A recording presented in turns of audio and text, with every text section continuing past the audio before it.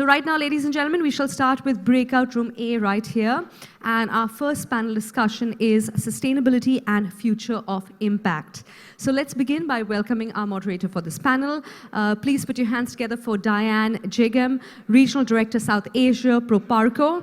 Diane covers the origination of both debt and equity investments in the region. And since joining the French Development Agency in 2008, she has held different positions within the group with a focus on Africa and has worked in numerous impactful sectors. A round of applause, ladies and gentlemen, for Diane Jegem. Thank you so much for joining us, Diane. Our next panelist is Raj Pai, founder, managing partner, South Asia, GEF Capital Partners. Raj is the co-head of the South Asia investment practice at GEF. He has over 25 years of professional experience spanning entrepreneurial, operational, and venture investing activities in India and the US. Prior to joining Global Environment Fund, Mr. Pai was a managing director at CID Capital, a growth equity investment firm investing growth and expansion stage capital in the US. A round of applause for Mr. Pai. And we have Satish Mandhava, Senior Managing Director and Chief Investment Officer, Eversource. Satish plays a critical role in building portfolio of digitally empowered, socially relevant, sustainable businesses, delivering significant climate mitigation and adaptation impact in a just and inclusive manner through decarbonization and resource efficiency. With 4 decades of experience, he is a pioneer in creating scale platforms across multiple sectors. And as managing partner and CIO at IDFC Alternatives, Satish made 28 investments deploying $1 billion USD and monetizing 26 investments in full or partial exits. Our last panelist is Vineet Rai, founder Avishkar Group. Vineet is the founder of Avishkar Group and chairs its board and group executive council. Avishkar Group is an impact investment platform impacting millions of people in Asia and Africa using entrepreneurship-based development approach. Vineet believes in building impact ecosystems to deliver real impact as enshrined in the vision of Avishkar Group. The Avishkar Group has 8,000 employees, manages assets in excess of US $1.2 billion, and while trying to serve needs of entrepreneurs from debt, 150 US dollars debt, 150 million US dollars debt to equity of 15 million US dollars, while aligning the group to 13 out of the 17 sustainable development goals. Ladies and gentlemen, handing it over to our esteemed panelists. Let's begin. I think that finally sustainability and impact is our day-to-day work in all our organization today. So when Nupur proposed me this to moderate this panel, I was like, I should do something a bit disruptive and not to ask the same classic query. So I have tried to be a bit provocating in my queries, as Vineet has mentioned this morning. So basically, when we talk about sustainability and impact, I would like really to take this subject within the all this dimension. So of course, environmental and climate is one part of what we are doing and the sustainability for the people and planet. Economic is also something very important. Technology. So these are for me the all dimension that all our organization. Few organizations are tackling all this dimension. Few organizations are specialized into this organization. So my first query for all the panelists would be, what sustainability means to you in the context of your work and organization? It's a complex, I mean, it's simple but also yet complex. So I think you should expect every investor to have their own version of how they, generally consistent, but there will be some deviation. So I think from GF perspective, we look at sustainability investment in 3 dimensions. So one clearly is the environment part, right? That's the core part. So anything we do as an investment, it has to meet one of the 3 criteria within environment, either mitigation, adaptation, or circular economy. That's important. Plus also now there are new frameworks coming online. So interestingly, we've been investing in India for the last 14 years, but now it's getting more and more sophisticated where if you invest in a green project or a company, you also have to make sure while it's doing the good things on one of the 3 things, mitigation, adaptation, it is not, there's a term called DNSH, do no significant harm to any other variable. So while you're putting up a solar plant while harming the community or the biodiversity, that's not sustainable anymore. I mean, that's the sophistication in this industry is really coming up very fast. That's one dimension. The second, of course, we use a social lens to our investing. So I think clearly 2x is part of it. We are a 2x fund, so gender lens is part of our integration into our investment strategy, but also the quality jobs, the green jobs, the creating lifestyle and livelihood, and what is the impact our companies will create in maybe the lowest of the bottom stakeholders to, is there an impact in increasing their annual income? Stuff like that. The social impact is the second leg. The third would be, and again, third is where a lot of people, there's a continuum spectrum of investors who fall in the third variable, which is the returns expectation. I think that's an important one. So I think on the most left side will be the philanthropic capital, where we are more on the private equity. So we look at any investment we do, it has to meet the first two variables, environmental and social impact, and the third being that it has to be a market rate return, risk adjusted returns profile of the company, which also forces us to make sure the companies we invest in have a sustainable business model. Because honestly, it's not creating a lot of impact if the company does good things but doesn't last long enough to see it through. So I think those are the three variables for us. Thank you. Sustainability is a very broad concept, and under that you can have many different, Raj actually explained everything. So I'm actually on the bottom side of it. We are looking at impact, so we go much finer. Any company we invest in has to pass a screen which includes how is it impactful, which roughly translates into can you put more income in the people coming from the bottom of the economy in some form, shape. Can you reduce risk and vulnerabilities in the life of people coming from the lower strata? And while doing so, you have to make money, and you have to be environmentally sustainable.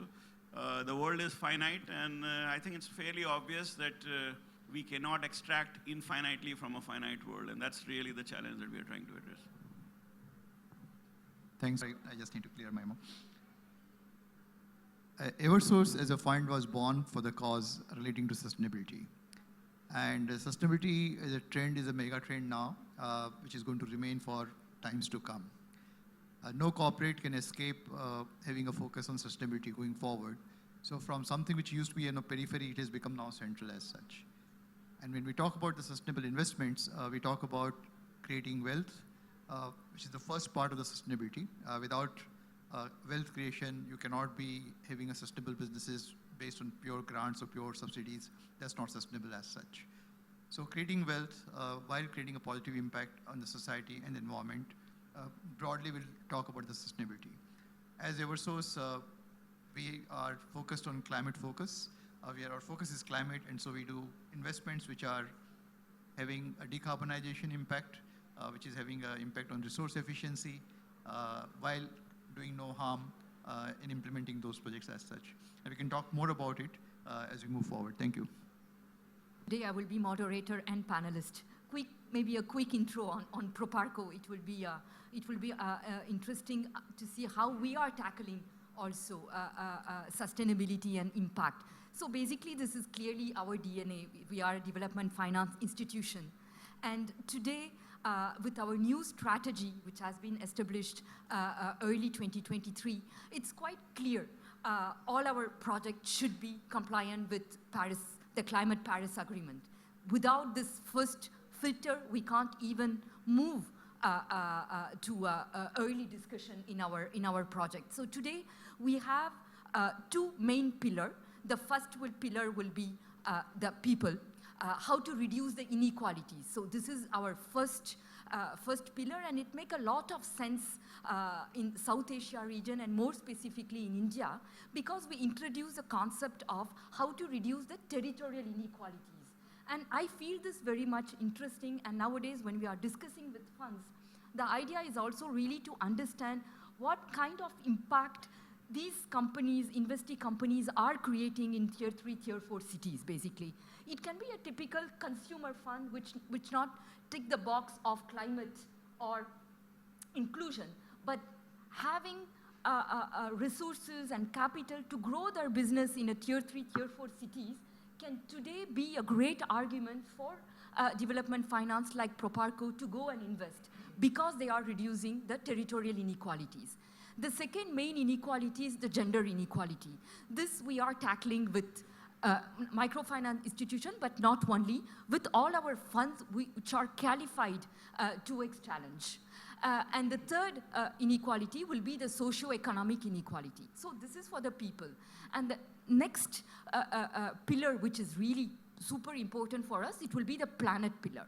Of course, we have like very traditional big IPPs, renewable energy sector, but I think today the management of Proparco is pushing the South Asia region to be more innovative. How to tackle the adaptation. Adaptation is really the missing link in all our activities in the region, and I think today in India, with circular economy, with agroforestry, we have a lot of things to do on adaptation. So this is also one of our goals for the coming years, to really build a roadmap on doing more and more projects in this front of new and innovative topics. So when we are talking about innovation, we often talk about technology innovation. Of course, there's a lot of interesting solution coming up on deep tech. But today my query, of course, and we know that technology is bringing inclusion, is bringing solution, and is also bringing sharing knowledge from India to outside the world. So completely convinced that technology has been absolute lift in to find solution to all our challenges. But in lot of places, India first, China, Africa, we talk about this frugal innovation, the Jugaad. I don't know if I'm quite sure that you know this word. So it's more of flexible innovation. So the eternal debate between deep tech and low tech. So today my query will be to how to envision Jugaad shaping the future of sustainability efforts. Maybe Vineet can take first this query. I think we have sold Jugaad as a great thought process, but one of the reasons we have sold it because of the frugality associated with the thought process. But really, Jugaad is nothing but a contraption to find your way to reach the last mile. It's a way beyond, way before innovation arrives, and surely far away from invention. So, so in the whole hierarchy of invention, innovation, Jugaad probably is the lowest end of it. And Jugaad is normally, even in an Indian context, is used to just reach the last mile somehow.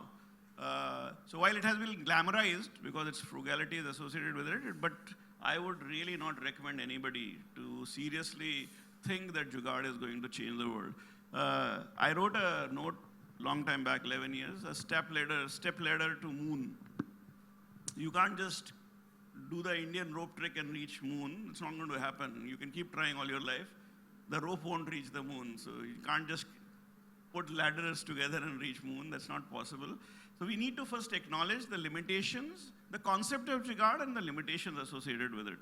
Now, when we talk about deep tech and you try to think or connect Jugaad with it, I'll just give you a couple of examples so that we understand that deep tech is possible. Now, the more famous India's moon mission is actually a fairly well-known one, where it was not Jugaad. This was serious deep tech activity taking place in a reasonably refined cost environment. So we, and it's fairly well-known, there's enough being written that constraints, capital constraints, environmental constraints create some of the best innovations. And I think when we use Jugaad, literally, it essentially means, can you progress innovations that can take you to really far in a constrained environment? Because your human thought process changes. So I'll give you an example. Green hydrogen is fairly famous. Everybody wants green hydrogen. Government of India wants green hydrogen. They're creating electrolyzers that actually produce the green hydrogen is fairly well known. There is a membrane that 2 companies in the world manufacture. And then the cathode and anode to create the separation actually both have rare earth metals controlled by China. So if you want to scale green hydrogen, where will you get the rare earth metal? How do you bring the cost down? And how do you actually get the membrane at a cost when it's a duopoly? There is no way you can actually scale without. So now there are lots of innovations taking place in the world to find answers to these 2 questions. And then two young guys in India actually come up with the best potential solution at this point of time, a company called Nutrace, which has effectively created a process whereby you can hold hydrogen and oxygen separately without a membrane in between, and have got rid of all rare earth metals from the cathode and anode. Now, they have done it. Make a guess with how much capital? You'll be shocked. The capital is less than $5 million. Now, that to me is a high-tech, deep-tech investment, innovation done with very limited amount of capital in a reasonably constrained environment. And that's what probably the world has to learn from India and the South world. And I think that's really where, so it's a marriage of deep tech and frugality, but it is not a jugaad. And that's the difference. So I'll just stop here. Yeah, maybe. I'd like to say that in the debate of this low tech and the deep tech, what actually is the most appropriate, is the appropriate technology for the India. So it might fall in any of the buckets as such, but most advanced technologies often fails in this country because the local conditions are very different than what existed elsewhere, kind of a thing. So getting an appropriate technology which makes sense in various businesses is the most important part of it. That's the only thing I'd like to say. Just maybe I'll start by saying, there's one word, one Indian word which fails to find the most, there's no dictionary on planet which can appropriately capture the connotation of jugaad. So I commend Diane for even coming up to the concept. It's a very uniquely Indian word, but it's a very powerful word. And I think it goes beyond technology. It's really, as Vineet and Satish said, it's a figuring out a way to reach the end goal. So I'll give you a couple of examples. I think, so as GEF, we also invest in other markets in Brazil, US, and India, the three markets. So I was in Brazil last week. And I think despite whatever technology you talk about, I think when it comes to climate, there is going to be need for applying it in the local context. It's very important. So I'll give you reason why, because climate is not, it's a solution, but it has to be applied in the local context. So regardless of whatever deep tech, there is no solution that fits all. I'll just give you one example I like to give is, so Brazil was super impressive because there's no grid on the planet which is more greener than Brazil. 85% is renewable, largely hydro, of course. India is very different. So we have a company, we just funded a company which provides renewable assets monitoring on the power grid in Brazil. That company will fail in India. You know why? Because the profile of grid in India is very different. It's 80% coal. It's hopefully going to lower that by renewable, but India is still a very fossil fuel, so it has a different profile. It's a national grid. US, we have a company which does exactly what our company does in Brazil, because in a different way, because there is more like 60% with a lot of nuclear. So what I'm saying is the application of technology is equally important. So there's no solution like in consumer payment technology, deep tech, you have to localize it. That's number one. I think the other one, I would say, where India really has an amazing opportunity to win by jugaad is, I mean, again, I can talk in this audience, is the China plus one. That's a very powerful thesis that if India can get its act right, it has a huge growth ahead of it because there is a lot of supply chain diversification. A lot of companies want to diversify away from China. I think both of the panelists mentioned, as the more capital goes into climate, both in e-mobility through minerals or solar, guess 90% of the source is coming from one country, right? So you have to diversify. So we have a company today which, is among the top 3 manufacturers of solar cell and module. About 18 months ago, 100% of their sales were domestic. Just in the last 12 months, you can call it jugaad or whatever, they have actually invested in technology where it's gone from 0 to 40% of the sales are going to US. And why is that? Because they have figured out that there is an opening for Indian companies to go on the global stage. There are truckloads of solar cells coming from China which are getting stuck at the US custom border for, mind you, for 2 weeks. Indian cells are getting cleared in 24 hours. That's jugaad. I mean, I'm just giving some examples where jugaad is a lot more than just technology. It's finding a way to win. And I think India stands in a very unique position to do that. So, I think we can have a proper definition of jugaad, a way to reach finally the last mile, the solution, the way to win. And the frugality of the capital. What can we do with the constrained capital? So this is really an interesting concept, and we can see also a lot of circular economy projects coming on, and I know that Raj, your funds is also looking at circular economy. And when we visit these companies, it's quite interesting to see that what our parents used to do, right? Sorting newspaper, plastic bottles. It's coming up, and it's coming up in a very, very structured manner. So this is also how to leverage and how to change the scale of what we are doing in terms of circular economy. So another topic which is very, very interesting for us, and you are all completely compliant, and it is embedded in your philosophy, is the gender empowerment, is the gender equality, and the 2X challenge. I think today all your funds are doing even more than what is 2X challenge is asking for. So from your experience, we will be happy to understand how empowering women has contributed to create some sustainable environmental practices in the company, in the community, which we work with. Okay, thank you. So I think, I'm not sure everybody knows the full 2X is really a way of incorporating gender lens investing as part of the investment strategy. So I think it's a very broad framework. Many of us do it, but I think I'll just break it down to the 2 or 3 variables that we find it most practical. So the 2 variables we try to look at from gender lens investing is the leadership and the employment. There are many more variables, but those are the 2 we find most practical. So now there are quotas where you have to, target is the right word, not quota, where you have to make efforts to bring the employment level in portfolio companies somewhere between 30 to 40%. And some of the companies we invest in, industrial and manufacturing, that's very difficult to do. And the second is on, leadership, so you can actually have the senior management, C-level, or on the board of directors. So again, as a fund manager, you have to be practical. You can't conquer all of it. So what we are doing is, on the employment, I think we have found some success, and I'll just share a couple of case studies where really push the policies down at the company level. And I'll give you 2 fantastic case studies, both manufacturing companies, incidentally. So one of them, I think they were actually struggling with attracting labor because of the competitive nature of the labor workforce in the market. So what they did, they actually figured out a way to incentivize a night shift completely staffed by women. And they had to, it was not a coincidence, they had to make efforts to make sure 2 things, security and transportation, were taken care of. And actually the productivity has gone up.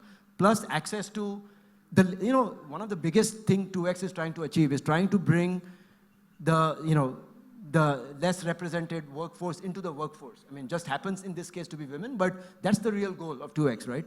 So other company was interesting where they were also struggling with adding people, and they actually came up with a concept of, instead of bringing, see, one of the issues they have faced with getting women to work in manufacturing is transportation, relocation. There is a lot of resistance. So they actually took the factory to the workers. So they have actually built a couple of satellite factories in Tamil Nadu, which are completely staffed by women. And so basically, you don't have to relocate to tier 1, tier 2 cities. The factory comes to you, but again, it's done in a very, very methodical, intentional manner. So I think these are 2 case studies where I'm starting to see it's actually achieving the impact, but also it's benefiting the company economically. It's not just done to check the box. The other one, honestly, is on the leadership. We struggle. I'm not going to say it's a problem that's solved. We have figured out it's not that easy to change the employee senior leadership base to say 40% of your CEOs or managers will be women. It's not that easy. It takes time. But we have found it's much easier to do it as a fund manager on the board of directors, by the way, which also qualifies. So thankfully, I think the good news is in India, if you are a company that's going IPO or listed, the law requires you to have at least 1 independent director to be women. So you're already halfway there. So we have actually put like a mandate of at least 30% of the directors to be women. And I think the good news is, as a fund manager, we have invested in 15 companies. We've been able to, I'll use the word, recycle a lot of the highly qualified women directors across our portfolio companies. So many of our companies on average are now 25 to 30% of the directors are women. So when they go IPO, they're already far more than compliant to the basic necessities. So these are 2 ways we are trying to address 2X. I'd just like to give examples of how we are achieving the same objective. All 3 of us as fund managers have signatory to the 2X challenge at a different level, and Vineet probably is the flagship 2X challenge signatory over there.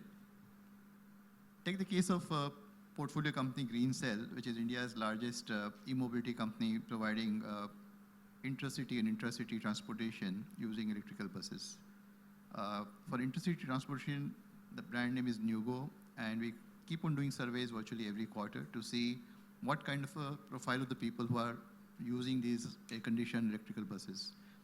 And month after month, we are finding the women users in our buses are increasing, just because the amount of care the company has taken in relation to the needs of the women while traveling, particularly if they're traveling alone or they're traveling with their kids. And that's, again, a singular focus the Nugo has in terms of empowering and ensuring that the women's safety is done, and people can think of bus transport as alternate mean of transport beyond air and the rail transport for the intercity transportation. The second example I'll give you is common for lithium, urban technology, as well as for the green cell.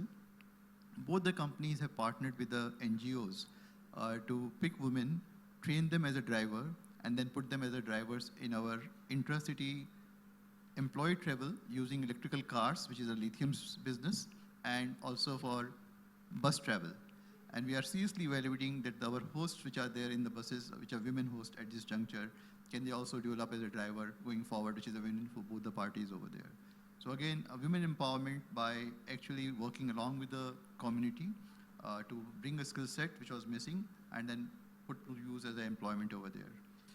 The third example I'll give you is an example in our portfolio company called Ayana, which is our renewable energy company, one of the traditional businesses in the climate. And there we again trained women in the areas where we have the plants in O&M activity of the plant. And after due training and certification, we again provide them the employment, and we find them the better employee than a normal employee, which we would have got from outside the village or outside the place to be there. So there's a few examples how we are doing it. The last example I can say is that the CEO of our green-only finance company called EcoFi is a lady, Rashi Nambiar. So that's again at a leadership level, and she has placed to have at least 50% employee of the EcoFi as a women employee. Okay.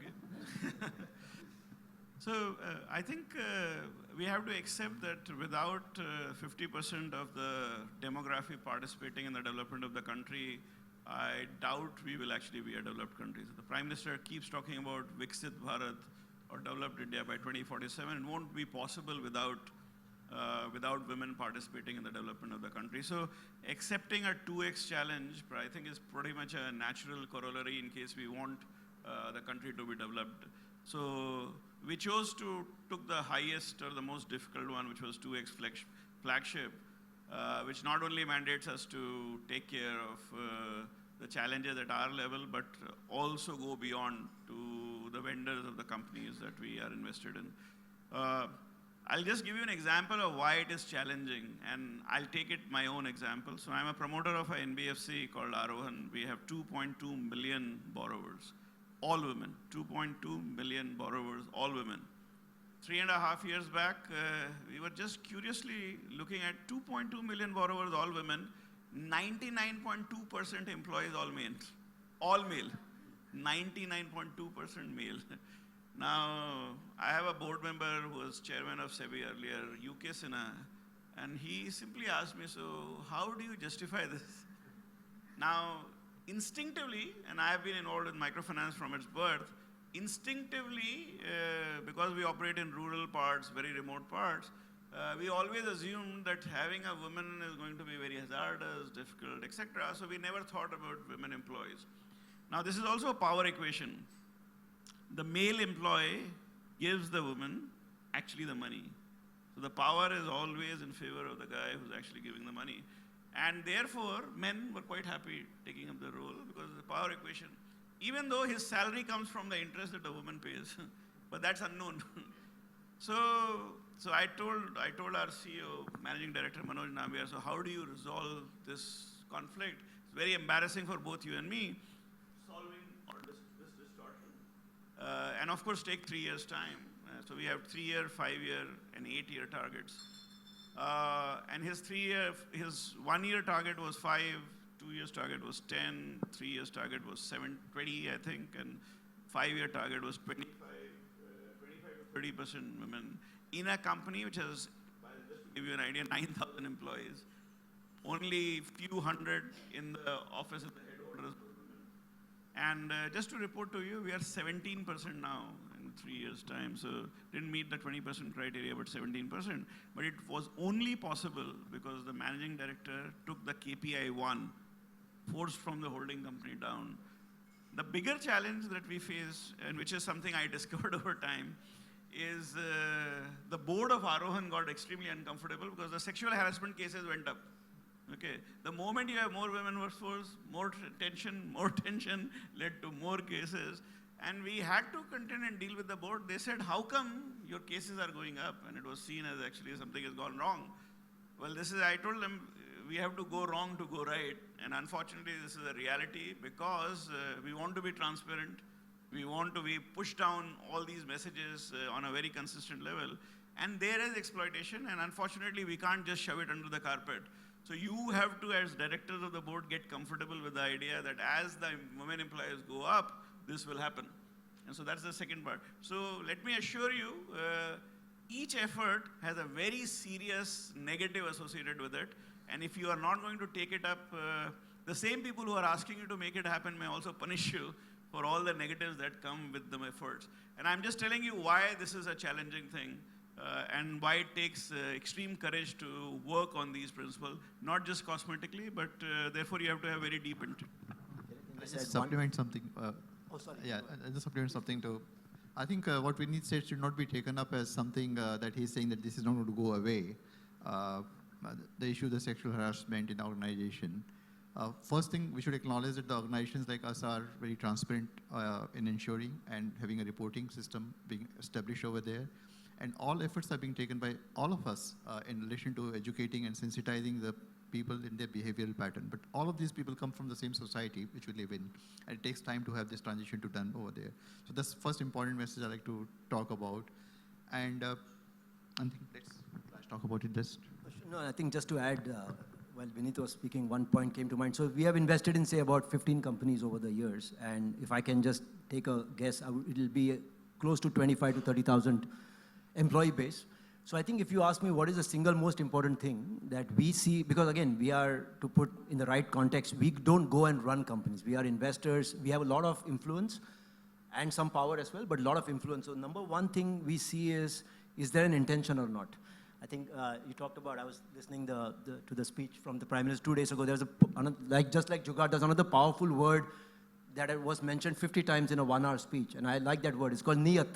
Niyat is like, again, is the motive or intention. So I think what we look for is if there is intention at the leadership in a portfolio companies, then you have a good shot of meeting the 2x. If there's no intention, you can have all the agreements, you'll not reach it. So I think that's the key part. Totally agree with you. Today, when we present projects within Proparco, climate is a yes or go. If it is not 100% Paris Agreement compliant, we can't do anything. But on the gender matter, the intentionality, the willingness of the company to take some technical assistance, to do more, interested by the topic, this is really the game changer, I think, for development finance institution. So maybe my last query which will be some free technical assistance for Proparco. Our new strategy, in few months, we are going to have a gathering together in order to see if this strategy is relevant or not, and what should we do in order to really meet this sustainability goal, sustainable development goals. So what, you know us quite well, you know Proparco quite well. So how do you see the role of Proparco and more globally the role of development finance institution for the coming decade? Yeah. Well, I think clearly I feel good in responding to this point because I think we have worked I think all three of us have worked very closely with Proparco, but also other developmental finance institutions. I'll just give you a point where, so if I reflect back, say 14 years, so we launched Fund 1, Fund 2, Fund 3, and I think I'm just trying to give that context. Our Fund 1 would not have happened without help of DFIs. I mean, honestly, the climate finance was nowhere close to what it is today. It's kind of in vogue right now. But like 95% of capital we raised was DFIs. Fund 2, we started diversifying, 80% was DFIs. And Fund 3, now on the back of the climate being a mainstream sector, and there's evidence of sustainable returns, 60% is DFI. So my point here is close to about the 700 million we have raised and deployed in India. DFIs have played a meaningful role, number one, in providing the capital. I would start with that, but it doesn't end there, Dan. So I think to your point, there are other areas where I can think of where DFIs play a good role, including Proparco, is on the capacity building. So we have had multiple workshops and trainings that are actually organized by the DFIs directly for our portfolio companies. We just had like 2 months ago where we had all the senior management of companies participate in this is called GBVH, Gender-Based Violence and Harassment. So that was actually conducted by our LPs directly to our portfolio companies. That's amazing, So I think there is a lot more room for DFIs to play. This is a sector where, honestly, the three of us and another 30 will still fall short of the need for climate finance. I think so. We are nowhere close to saturating the market. In fact, the gap is too big in terms of what's needed. And the last point would be there are no new innovative instruments that are coming online, like blended finance. And I think the key goal here is to still attract commercial private investors, so crowd in the commercial investors into this sector, which is not happening to the extent it should. And for there, I think the DFIs can play a role of being more creative on the cap table, being first loss capital, blended finance. I think those are my couple of suggestions. So. I think for all of us, where Avishkar, I've been working with DFIs for the last 20 years. So the importance of DFI for a fund manager is critical. Now, we are now in 2024, but if we are still dependent on you, which seems to be the case with most of us, not with you, Satish, but for us, you still play a significant role. I think one area that I would actually ask you to think about is India as a market, we need to recycle capital to you, back to you, but to others also. We also need to create evidence that when the money comes in, it goes out. So secondaries fund, you should think about actually triggering. India has very limited secondaries fund.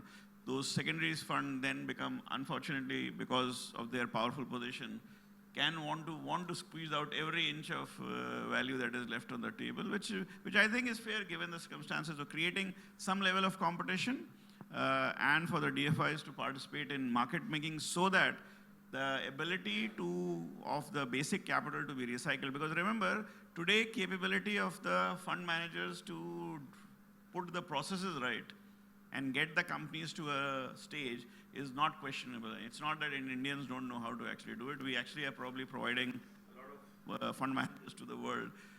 What is still critical and important is despite IPOs, despite everything, there are large number of zombie funds that will come up and they need to actually, and we need to learn to recycle capital. So the secondary market is going to be very crucial, especially for the private capital to move in.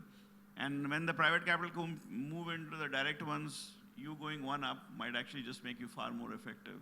So I think that's one request from my side for DFIs to seriously look at triggering mechanisms that would allow recycling of capital. Thanks for raising that question. In fact, the role of DFIs in the development of the global economies is well established. And if the question is that what else the DFI needs to do, my answer would be that DFI should continue to the developmental financial work, just attach the word sustainability before that. So DFI should be just focused on sustainable development rather than just a pure development. So that's the first thing that I'd like to say.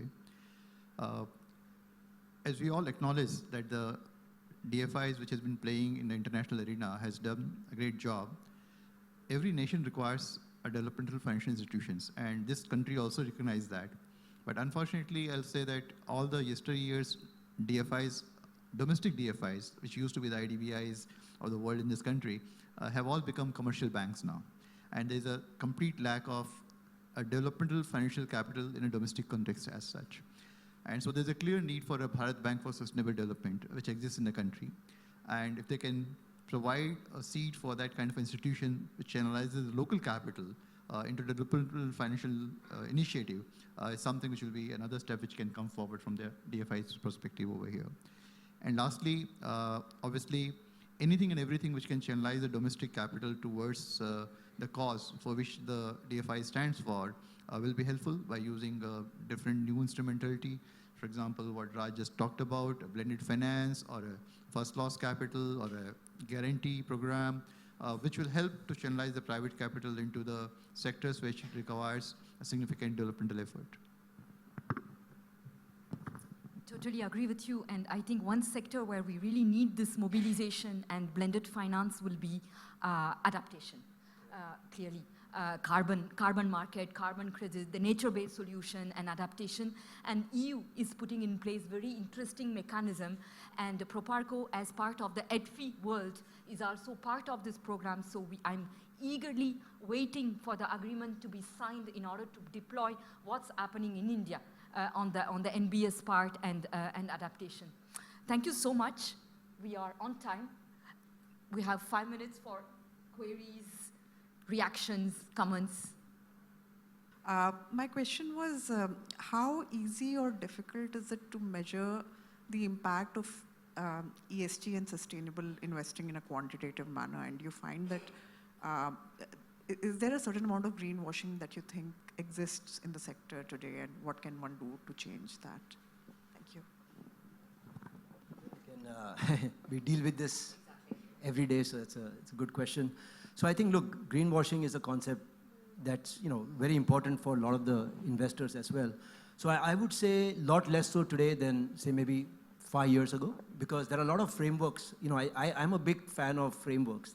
If you see in the last 5 years, there are so many new frameworks that have come in that actually limits the ability to greenwash. Like, for example, Paris alignment. So we have a mandate, every company has to be 100% Paris aligned. So it's not just a logo, but it comes with a lot of check boxes as to what is qualified as green versus not. EU taxonomy, SFDR, Article 9, I mean, these are all buzzwords, but these are very important ones. And they also define as to how you report on the metrics, the indicators. Similarly, on the impact front, right? There are frameworks like the OP, the operating principles, where we actually have, we all have to publish it on the website. What are the 9 principles of operating principles are, and how that defines how we think about impact. So my submission to you is, greenwashing is an important concern, but it's getting addressed more and more through these frameworks, which are obligating fund managers to report in a standard. The key word I'm trying to look for is standardization. So for example, if I say I do green, somebody says they do green, it's a hearsay, right? But we do green according to a framework. Now suddenly you are creating, like think about sports, right? You can't play a sports without rules. And there is a tennis court, right? You can't just play randomly. So I think the rules, like the last one I'll talk about is the TCFD, So basically, this is about not impact investing, but thinking about climate risk. So last point I'll just make, I remember 12 years ago, I was on a panel when the topic was ESG, and I think one of the panelists made a comment, I don't think 5 years from now there will be a topic on ESG, because ESG is a hygiene factor. I think climate risk and understanding and reporting is going to be that, in my opinion, in the next 5 years. There will not be a panel on sustainable investing, because that will be a mandatory measuring reporting will be standardized. It's already happening. Every Indian company now listed has to publish business BRSR report, they call it, and SEC is doing the same in the US and vice. So those are the good safeguards, I would assume, would help. I'd like to supplement and put a very different thought perspective around it. I think we are transitioning from a phase where this whole issue around how do you measure the impact of your so-called sustainable effort or the green effort and notify it or publicize or provide for the compliance region. I think that era is getting over. More and more green solutions are coming into being, which are financially very, very and commercially very, very attractive. I often say today that if you look for next 20 years, investing into sustainability is the biggest commercial opportunity. Forget about doing good to the environment or doing good to the humanity as such. And therefore, perforce, without any compliance requirement as such, for their own survival and their sustainability, the organizations have to adopt the greener path and greener pathways to make the transition happen. interesting. My question is a theme that, Diane, you've mentioned a few times on adaptation. I think it's such an interesting area for the next few years in terms of sustainable investing, and I wanted to get your views on where you think that the opportunities are in this space, where are the bankable projects, and what are the main challenges that you see in investing in adaptation and nature-based solutions. Thank you. I mean, in adaptation specifically, so we are actually, I wanted to launch a fund especially on natural resources, biosequestration. We think that opportunity is quite large. It's also a magic opportunity. You pretty much actually help people from very remote parts to participate in actually helping you save the environment to some extent and then create a reasonable return opportunity without trying to extract everything from them. And there are enough developers, etc., who existed. But what we realized in terms of the structures that exist versus what we needed to do is we needed to create a very long period structure. And then I realized my investors actually have a very different layout. So in trying to make the DFIs change their way of investing, I realized we might be forced to create a structure which may not deliver the kind of returns we wanted to. So we have actually moved from a fund structure to a permanent capital vehicle, which seems to have better chances of delivering both returns and impact and create. At the end of it, I think what has happened with certain things that happened in the past, especially on the conservation side, where the benchmarking was not the greatest, and therefore the challenge of the claim, not necessarily down the line, actually in creating issues. How do you actually bring in new actors and specifically do it? So for example, we are looking at smallholders, farmers, and then creating a very clear benchmark so that you can demonstrably showcase the value. And in doing so, you will actually get priced, you get a better price in the process, and therefore create more value. So I think there is a simplistic thought process around natural resources, biosequestration, would actually not find many takers going forward. That's our prediction. It also seems like that the demand for voluntary carbon will remain quite high. There's going to be a significant amount of legislation, country-based legislation, that's already come in. There's going to be a significant amount of focus on benefit sharing. And those benefit sharing agreements, both forced and unforced, so your own commitment versus what the countries do, will also play a role in the pricing of the voluntary carbon. So it's an interesting market. There are many risks which we do not know. It's a very long-term game. But if you are able to align impact, sequestration, climate change, and Deanne talked about how do you actually make a geographical spread and impact come play. Carbon has especially NBS has a big role to play, so I'll just stop. Add just 2 points. So one, I think you're right. I think less than 5% of all climate finance goes to adaptation. 95% is mitigation, maybe like 90 and 3-4% for circular economy. So I think adaptation, we are looking at it very deeply. We have found among the sectors we invest in, 2 sectors which present the best ways to address adaptation. Food agri, which I think Vinith talked about, and water security. So I think these are 2 best sectors we feel are most primed to make an impact on adaptation. So I'll just give an example. We have invested in a company that does hybrid seeds. So basically they tinker around with the profile to make the seeds more resilient. So I think 2 years ago, I think the 40% of tomato crops were absolutely decimated in India because of extreme heat. So this is like a software company, except they do R&D for food and agri. So they'll make the next generation of seeds or tomatoes far more resilient to heat, or they can grow with less water. So for me, that's adaptation. This is like hardcore climate smart agriculture is adaptation. Same thing with water, right? And I think we talk about power, but India has a bigger water challenge, far more than power, because for a country of 20% global population, the access to fresh water is less than 4%. So the gap is far worse than the power gap. So I think anything you can do on recycling and not use the groundwater is adaptation. Just to give an example on water, which is a kind of one of the key sector where adaptation can take place. One of our portfolio companies installs smart water meters in large housing complexes, having a 500 plus kind of tenants. And the moment we do that, we have observed empirically the water consumption in those societies comes down by 30%. And this company operates in a water-starved cities of Chennai, Hyderabad, Bangalore, where the tanker water is the one which is getting fed in the society, and the bill per tenant is approximately of the order of 1,500 to 2,000 rupees per month. So that bill comes down by nearly 1/3 when the smart water meters gets installed. Again, a part of the conservation exercise and the commercial opportunity around that. Hands together one more time, ladies and gentlemen. And if we can get a photograph, please. Ma'am, please join the picture.